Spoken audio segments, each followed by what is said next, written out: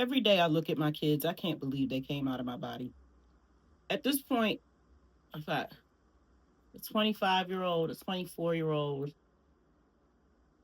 then I've got an about to be 18-year-old, a 19-year-old, a 21-year-old, and a 22-year-old. Five boys, one girl, one husband, 20-year marriage. Then a divorce, then he died. Died. But I don't really know if that's death. It seemed more like you did it to yourself. What? What? He told me he was going to do it. Anyway, I cannot believe that I carried them. Their oldest brother, I carried for 10 months in my body. They've all been bigger than me since they were 14, with the exception of my daughter. She's really small. I could not imagine doing that for any other man but their dad. Now, don't get me wrong, I got pregnant twice in childhood. My experiences happened very early because my nature, my way, my innocence, my isolation in childhood, growing up watching Disney movies and going to private schools and not really being around anybody but adults, I didn't know how foul the world could be. So I got talked out my drawers from a very early age. And it continued on up until I met my husband because I didn't know any better. I did not get the discussions in the late 90s that my kids got when they were teenagers from me in 2020. So like the world is different. I don't parent my children the way that I was parented, even though I was parented by people who adopted me and then abused and abandoned me. I don't know if I feel any, maybe I do feel some type of way, but I don't even really bring it up when I have bad things in my life or that I see in myself. I've never once during my whole addiction or any of the things that I went through ever been like, yeah, my parents sucked. No, actually, I'm adopted. I don't know how many black professional middle upper class people were adopting babies in the 80s, but I got adopted. I know there are millions of people who never got adopted and got put into the system with like a $200 check and a book bag when they turned 18. I went through a lot of stuff, but I'm grateful. I'm grateful for what I experienced because it made me into the person I am. And that's why I feel like being a therapist is perfect for me because I have lived so many versions of myself. I've been so many types of people. I've had money. I've had no money. I've been homeless. I've been very stable. I've been just off my rocker. I've been not. I've been sober. I've been on drugs. I've been in so many different predicaments that I feel like I can understand anybody, even twisted people, because I have a desire to understand more than I have a desire to judge. How can I judge? I was grown up in the church pretty much. We went to church every Sunday. I don't remember being introduced to God in church. I remember being introduced to Jesus in church. But God, I was introduced to a God through nature, hearing trees, whispers in the wind. I didn't know First, I didn't know that everybody didn't hear those things. And then I quickly realized, stop telling people the stuff that you experience because don't nobody experience what you experience and people gonna call you crazy. I figured that out very early on. So I stopped talking to people and just stayed in the woods because I could understand and I was accepted there. It just made sense. I don't understand people. I'm not good in social spaces. It doesn't make sense. And I have to isolate myself now as an adult because I just don't understand what it is I'm supposed to do. You're not allowed to be yourself, but that's the only thing that I can do. I can't live within my own body and within my own mind. I would go insane. And that's why I fell so deeply in love with my husband because we saw each other. We felt like aliens in a foreign land. Like we were the only two people who had supernatural experiences. Well, that was back before I was on the internet and had access to all that type of information and stuff. I grew up being in the library and having to read to get your information. So back then, I did not know that there are so many people who have supernatural experiences, girl. Way more than you. I swear, people think they the only ones going through stuff. Like, you think you the only one. Because it's stuff like nobody, there's no way you seeing extraterrestrials. There's no way you seeing demons and people. There's no way that dark thing just darted out of that TV. But yeah, it did. It happened. But now, as an adult, I don't know. I just, the socializing thing is not for me. I understand plants and animals and elements. That's about it, girl. Like, the way I just want to be in the middle of nowhere by myself. And it just seemed like, why is it so hard to be left alone here? Why is it that you just keep always having to bring something, either somebody trying to come on your land or somebody in your inbox, or they sending you mail? Like, oh my God, my bills are paid. Why do y'all keep trying to contact me? Leave me alone. And I just wonder, in the next version of me, am I going to be like this? What is next? What do I get to be next? Because I feel like this is my first time being a human. And I also feel like I've already been the lowest form of whatever there is to be already. So the next form is going to be like so much better or different, at least elevated. Like, I get to graduate to do something different. Being a human is boring. That's just so limited. I love nature. I get to fly and stuff. Don't have to pay taxes. You know, animals are amazing. They're so perfect, even when they're flawed. They're so powerful and just so intricately made. Like, I don't know. I'm just in awe of life and what the creator has done here. And I just don't like that humans just, humanize everything. I don't know. Life on Earth would be better without systems of control. It's not the Earth. I love Gaia. I love my mother. I love her. She's so beautiful. Earth is so beautiful. It just is so breathtaking. And I think most of us just want to wander around and hang out and chill and see stuff. And that's what life should be about. But back to carrying these babies and how I cannot believe that I actually did that. I told my kid the other day, because, teenagers get into this thing where they get very pessimistic about life, and I didn't ask to be born, and the world is in such dire straits, blah, blah, blah, blah, starvation, famine, and war, and all that. And you have to try to remind them that life is a blessing and that it's beautiful, and just hope that they're not bringing this to you on a day where you feel in the same way as them, because you understand where they're coming from, but you still have to get them to be grateful to God and to be grateful to be alive, even though they have to watch you struggle or suffer, and watch their friends struggle and suffer, and watch the world struggle and suffer. You still have to instill into them to be grateful and to be good. And you might get stuck with family members that have no desire to be good because they're like, why? And you're like, okay, that's fair. It's your choice. I'm gonna cut you off. But hey, it is what it is. I told her, on your worst days, when you feel like, why am I here? Just remember, you were made out of complete and total love. The only reason you were conceived was because of an expression of deep love between two people that felt like they could not live without each other, which is why he died after we got divorced.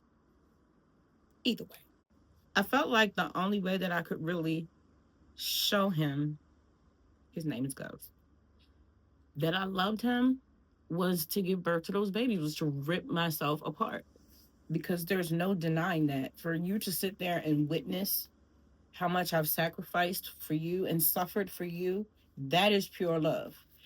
And that's why when he played with me, he had to go. Like, no, you're not going to mistreat me or my kids and think you're going to survive. It's never going to happen. And that's why I don't have to do anything when people hurt me or my children, because best believe the Most High going to straighten that ass out. Yeah. I'm completely centered around my faith, taking care of my family, and developing myself. Nothing else matters. And I think anyone who focuses on anything else is here to cause chaos. You're a chaos agent. Because as a group, life would be so much easier if we all decided to advance together.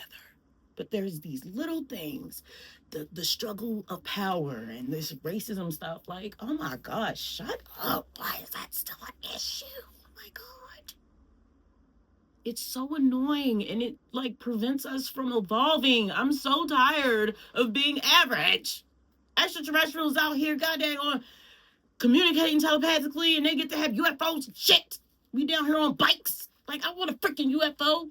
Goddamn, I want to go to the bottom of the ocean. Like, don't you just get tired of being just average? We're so average, stuck on Earth being stupid. Wars, no evolved extraterrestrial beings are doing that stupid shit. I want the science. I want a freaking lightsaber too.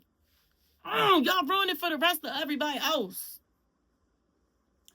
But I would never have kids again simply because of my mental health. The bipolar thing is not a joke. All my kids have ADHD. We have 2 or 3 bipolars, 2 possible personality disorders, and their dad was schizophrenic. So, yeah. And also, the world does not deserve our kids. We need to collectively decide we're not getting married anymore, having any more of your children until y'all start respecting women and cleaning up this mess y'all made, okay? Because it wasn't us. Now, we can take responsibility for not allowing our sons to express themselves authentically and not telling them, hey, you have masculine and feminine energy. Learn how to balance it. Control your emotions and be a good person. Don't abuse everything. And you don't have to hump everything either. Have some self-control. And maybe the men would be better. And teaching the females to honor themselves and to keep God first and to be pure and righteous. And then everything would be better. Like, what happened to the morals? I don't know. So busy running around judging each other. Oh my God. I can't tell you how many times I've had to hear stuff about my tattoos. Why do you care if somebody else has tattoos? Like, you act like I'm sticking my butt in your face or something. It's so weird. I don't get it. And this is what I'm talking about. And this is what I say by myself, because it's these type of things. And I don't know how to not say those things when people are being stupid in front of me. Like, I'm not just not going to address that. Like, that's what I'm a spade. I don't care. I said my room is clean. You can't tell me nothing, okay? It's important for your children to know that they are loved. It's important for you to know that you are loved and needed. And everybody is important. Just like I feel like every woman is beautiful. You're not going to convince me different. I don't care. Just the essence of a woman, I don't care how she's shaped or what her face looks like. Every woman is beautiful. I don't care what you say. And every man is useful. I don't care what you say. I don't care how smart you don't think he is. That man is useful. I'm telling you right now. People have lost the plot. Like, as a human race, we've lost the plot. I looked up the word race to see what it actually meant as opposed to ethnicity. And it said, assuming someone's ethnicity based on color, like of their skin or their features. Yeah. If I'm filling out something that says race, I say other. They need to have one that says none of your business, but that's basically other. Because it is none of your business. Isn't that right, Isis? I have so much homework to do. I did all my biology work yesterday. It took me altogether 14 hours to do 3 chapters because I'm basically having to write the book. I have to read stuff. If it's a concept I can easily understand, I only read it 2 to 5 times and then I'll take notes. But if it's a challenging concept, I'll read it like 10 times or 15 times and then I'll write it. So I'm having to write the actual textbook so that I can remember. Yeah. So it seems to be working. Everything is going well. But I have a lot of Psych 204 classwork to do. And then I have a biology quiz. And that quiz is an hour. So I did meet with the disability people at my school at the request of my therapist and my family. They were like, you can have accommodations and have longer testing. And at first I felt some type of way. But then the guy said, he was like, we'll put it like this. You're taking someone who their mind is not at the same level as everyone else. This isn't what he said, but this is basically what he's saying. And you were trying to get you at the same place as everybody else. He didn't say your mind isn't in that place, but that's basically what it is. Because like the way my mind works with when I feel under pressure or having anxiety, I will start blurring. I'll forget simple stuff. My address. Oh my God, don't let me get pulled over while I'm driving. It's always for speeding. I had to stop driving.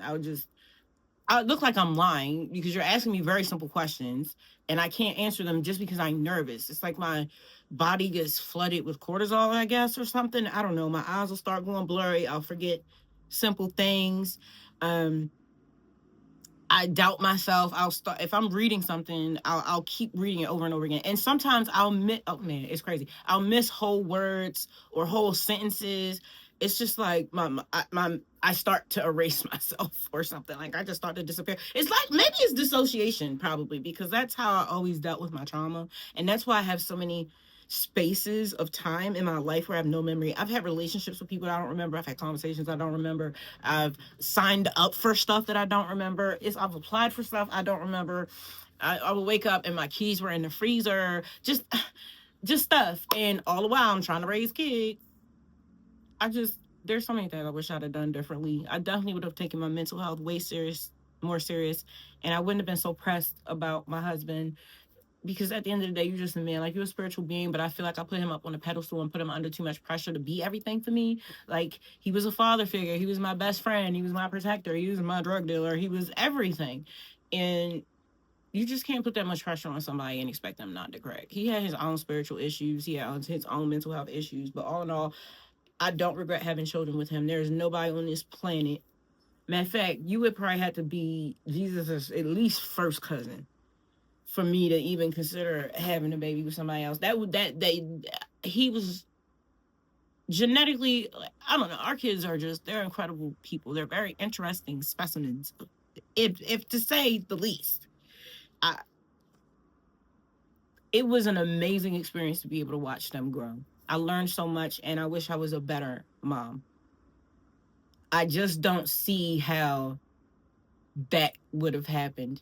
And considering everything that I've been through, I'm grateful that we turned out the way that we did, or that we're alive at all.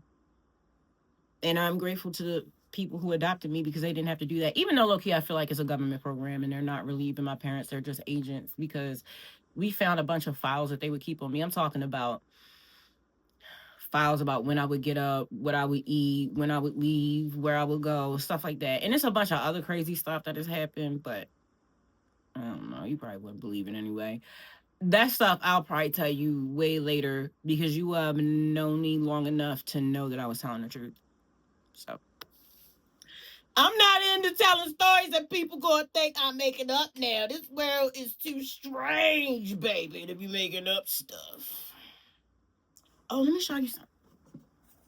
This is my new painting I'm working on.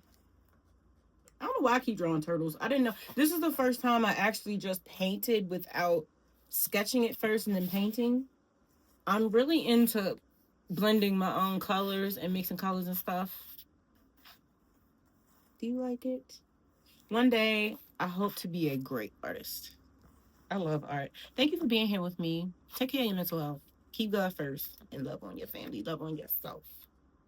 Catch you in the next one. Peace.